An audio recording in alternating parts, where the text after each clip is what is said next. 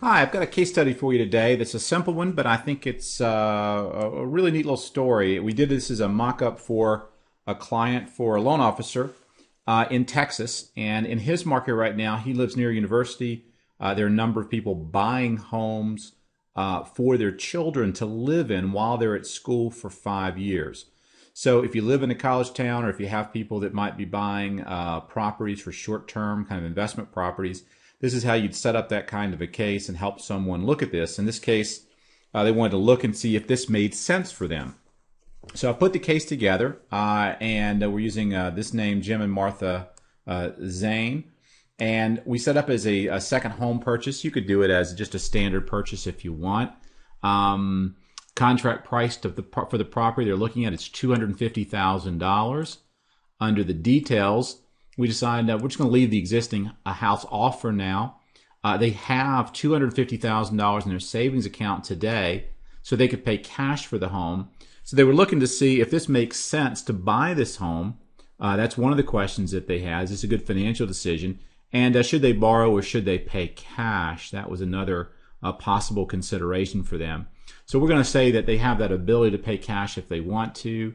But if they were going to finance it, they'd put down 20%, which would be $50,000. That would leave them $200,000 of this available cash that they have above. Okay?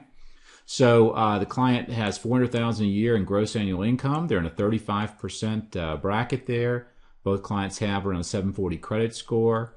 And when you look at current liabilities, remember, we're looking at isolating a purchase to buy a property for this particular client. And what they have is they'll have a situation where their son who's going to college will be paying rent. That's college rent, and it will be $1,000 a month. And I always recommend when you're doing rent, you have some inflation adjustment. We're going to use 2.5%. That's how that will adjust that actual rent. And this, of course, would not be paid off because it's going to continue for while he's in college.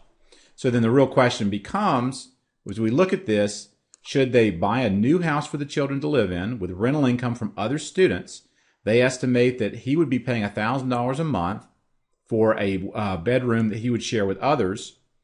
So if he had a 3-bedroom property, they would be able to generate $2,000 per month in income, right? So that's kind of interesting to consider. So they're going to have that income and want to show that income on the property. So that's it. That's all for setting up the manage page. Again, this could just be a purchase. This could just be a standard purchase would work as well. And we could have just done the 250. I did as a second home because it is going to be a second home. And if they wanted to, you could put in the existing house and collect some other information. But I'll just keep this simple. Keep it as a purchase. 250. Got their income. Got their rent in here. Now let's go to the Baro page and see what that looks like. So we come to the Baro page.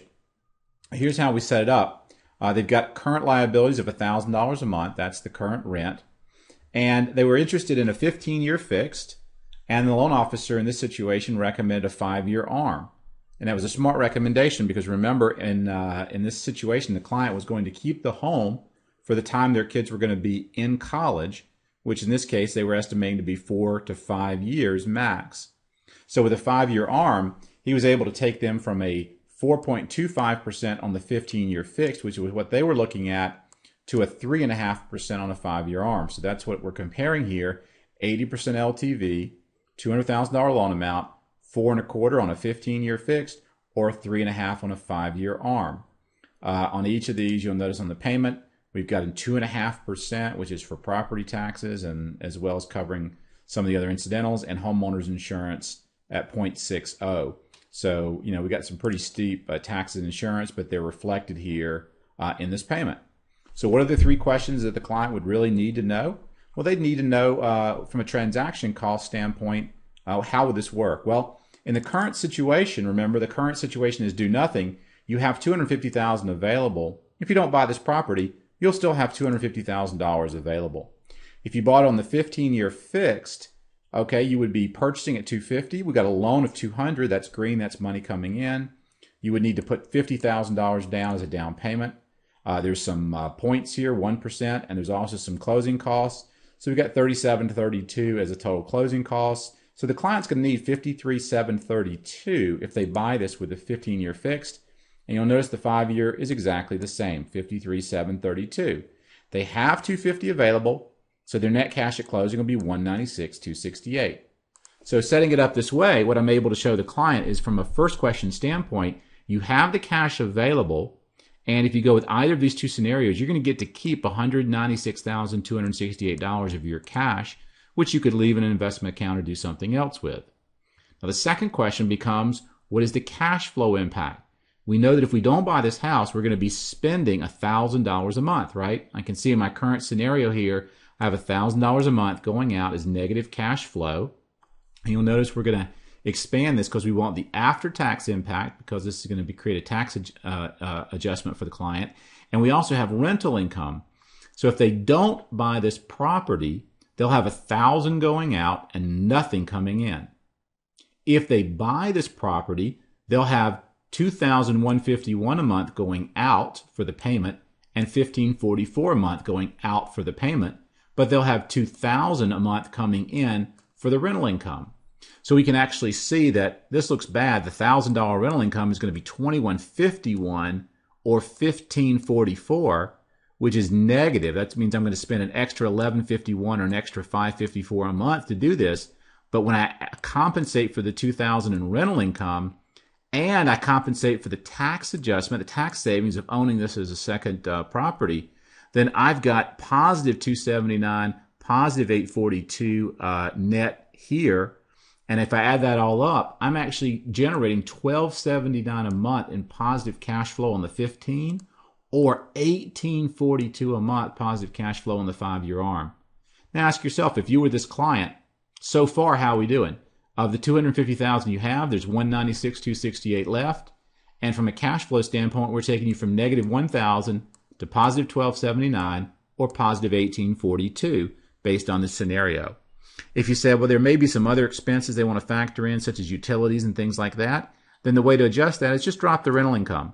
You could say they're going to generate $2,000 coming in, but they'll have $500 a month going out for utilities and other stuff. You could just drop that to $1,500, and that would allow you an extra place. Because some people have asked me, how would you compensate for rental income? And you just do a net rental income after expenses. Now, the last part was the savings analysis. And we want to look at what's the financial impact of this over time. And what's the time frame? 5 years. It couldn't be simpler. I just slide this to 5 years. Now, the property, this particular property, according to this loan officer, has been appreciating around 4% a year. It's near a college, a major university. It's an expensive university to go to, and it's continued to go up in value. So the realtor felt comfortable using a 4% growth rate. You can adjust it to whatever you want. But if they continue to rent, all they're going to do is have that $250 that they started with. And you can see over 5 years of college, I can now see you're going to spend $63,076 is going to go out over that 5-year period. So what's the financial impact to you over time? We got $250 in equity, but we got $63,076 in payments. Okay, so then this is sort of your baseline. There's no savings here. This is just your baseline expense, your baseline equity. If I go with a 15-year fixed, I can see I'm going to have a much lower mortgage balance, 146 versus 179 over 5 years, and that's going to create more equity. You can see the equity. I'm going to have a positive 104 equity here versus a positive 72, 123 equity here. But the big difference here is going to be payments, right? Because I have interest payments. They're about the same. I have taxes, HUMI. That's positive. Why is that positive? Because they're generating $2,000 a month in income. And that income, while this is normally a negative number for taxes, etc., we actually show it as a green number here because it ends up being positive over that 5-year period.